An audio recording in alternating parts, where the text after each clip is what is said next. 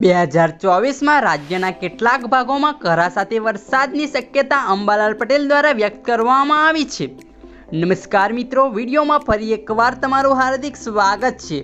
મિત્રો, 2023માં આખું વર્ષ ગુજરાતમાં માવઠાનો માર રહ્યો હતો, ત્યારે હવે 2024ની શરૂઆતમાં આવી જ રીતે થશે તેવું અંબાલાલ પટેલ દ્વારા કહેવામાં આવ્યું છે। 2024માં રાજ્યના કેટલાક ભાગોમાં કરા સાથે વરસાદની શક્યતા છે।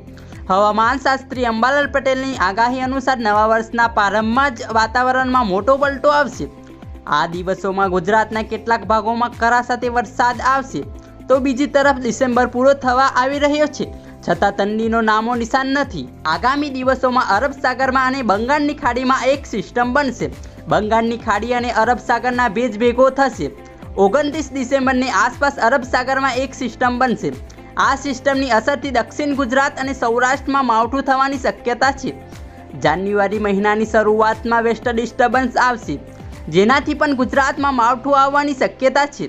આગાહીકાર અંબાલાલ પટેલે આગાહી કરતા જણાવ્યું હતું કે રાજ્યમાં જાન્યુઆરી મહિનામાં ફરી માવઠાની શક્યતા છે। 1 જાન્યુઆરીથી 5 જાન્યુઆરી વેસ્ટ ડિસ્ટર્બન્સના કારણે ગુજરાતમાં હવામાનમાં પલટો આવશે। જાન્યુઆરી મહિનાની શરૂઆતમાં જ ગુજરાતના પૂર્વીય, દક્ષિણ અને સૌરાષ્ટ્રમાં વરસાદની આગાહી છે। 6 જાન્યુઆરીથી હવામાનમાં પલટો આવશે। આ સમયે અરબ સાગર અને પશ્ચિમ બંગાળમાં અસર રહેશે, જેના કારણે ઉત્તરાયણમાં ગુજરાતમાં વાદળવાયુ વાતાવરણ રહી શકે છે। આગામી 5 દિવસ લઈને હવામાનની આગાહી કરવામાં આવી છે। હવામાન વિભાગે જણાવ્યું હતું કે આગામી 5 થી 7 દિવસમાં વરસાદની શક્યતા નહિવત છે। આગામી દિવસોમાં 2 દિવસ તાપમાન યથાવત રહેશે। ધન્યવાદ મિત્રો, આવા જ ગુજરાતી ભાષામાં સમાચાર જોવા માટે અમારી ચેનલને સબસ્ક્રાઇબ કરી દેજો અને વિડીયોને એક લાઇક કરી દેજો।